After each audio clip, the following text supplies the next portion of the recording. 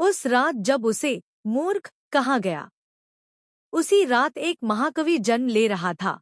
लोग हंस रहे थे, पर किस्मत चुपचाप उसका भविष्य लिख रही थी। जिस अपमान ने उसे तोड़ा, उसी ने उसे कालिदास बनने की राह दिखाई। प्राचीन उज्जैनी नगर की हवाओं में आज भी एक किस्सा तैरता है। एक ऐसे मनुष्य का किस्सा जो जन्म से विद्वान नहीं था, पर अपनी लगन से विद्वानों का राजा बना। उसका नाम था कालिदास। कहानी शुरू होती है एक सरल, सीधा साधा, लगभग अनपढ़ युवक से। वह इतना भोला था कि लोग उसे देखकर मुस्कुरा देते। कभी कोई कुछ कह देता, वह बिना सोचे समझे मान लेता। लोगों की नज़र में वह खिलौने जैसा था, जिसे जैसे चाहो हंसा लो, रुला लो, बहका लो। लेकिन किस्मत यहीं से अपनी चाल चल रही थी। उसी समय उज्जैन में रहती थी अत्यंत विदुषी, अद्भुत बुद्धिमत्ता की धनी स्त्री विद्योत्तमा।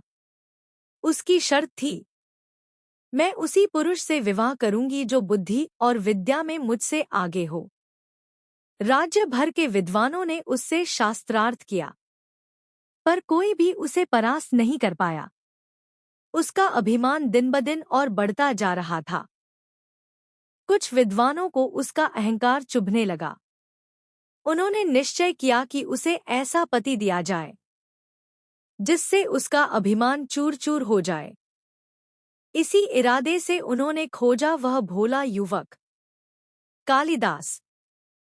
उसे साफ-सुथरे वस्त्र पहनाए गए, हाथ में ग्रंथ पकड़ा दिया गया और चुप रहने का आदेश दिया गया। बस इशारे करना, बोलना मत। विद्योत्तमा ने समझा वह महान विद्वान है। विवाह हो गया। पर शादी के बाद एक दिन कालिदास ने जोर से दरवाजा खोलते हुए कहा, पौ। ये दरवाजा खुलता नहीं है। विद्योत्तमा का चेहरा सन्न रह गया। सब कुछ साफ हो चुका था।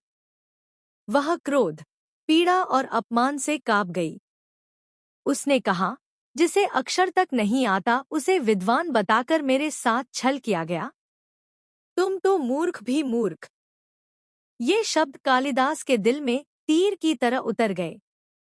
वे टूट गए, लेकिन बिखरे नहीं। उस रात कालिदास बहुत देर तक जागते रहे, आंसू तकिए को भिगोते रहे। पर फिर एक क्षण आया जब उन्होंने अपने अंदर एक दृढ़ आवाज सुनी, अपमान ही मेरा शिक्षक होगा। मैं सीखूंगा और दुनिया को दिखाऊंगा कि योग्यता जन्म नहीं, परिश्रम से मिलती है। वे घर छोड़कर निकल पड़े। नदियों के तट, जंगलों की शांति, आश्रमों का ज्ञान, ऋषियों का उपदेश, सब कुछ अपने भीतर सोखते गए। दिन-रात अध्ययन, कविता, शास्त्र, नाटक, भाषा, कोई भी विद्या ऐसी नहीं जिसे कालिदास ने हाथ न लगाया हो। सालों बाद उज्जैन में एक नया नाम गूंजने लगा। एक काव्य ऋषि का नाम, जिसकी रचनाएं देवताओं के कानों में भी संगीत भर दें। वह नाम था कालिदास।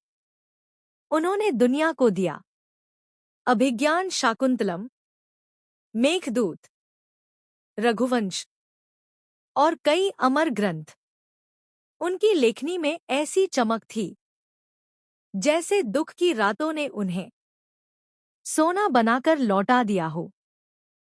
जब उनके ग्रंथ राज दरबार पहुंचे, जब दुनिया उनकी प्रशंसा से गूंज उठी, तब विद्योत्तमा को एहसास हुआ, जिसे वह मूर्ख समझ बैठी थी, वह तो विश्व के महानतम कवियों में से एक बन चुका था। वह उनके सामने आई और आंसुओं में डूबकर बोली, आज मैं समझी कि विद्या सिर पर नहीं, दिल पर चढ़ती है। कहानी की सीख। कालिदास की कहानी यही कहती है, अपमान को ईंधन बना लो, दुनिया की हंसी को अपनी ताकत। कभी भी अपनी शुरुआत को महत्वहीन न समझो। क्योंकि सफर वही चमकता है जिसने अंधेरे में कदम रखा हो।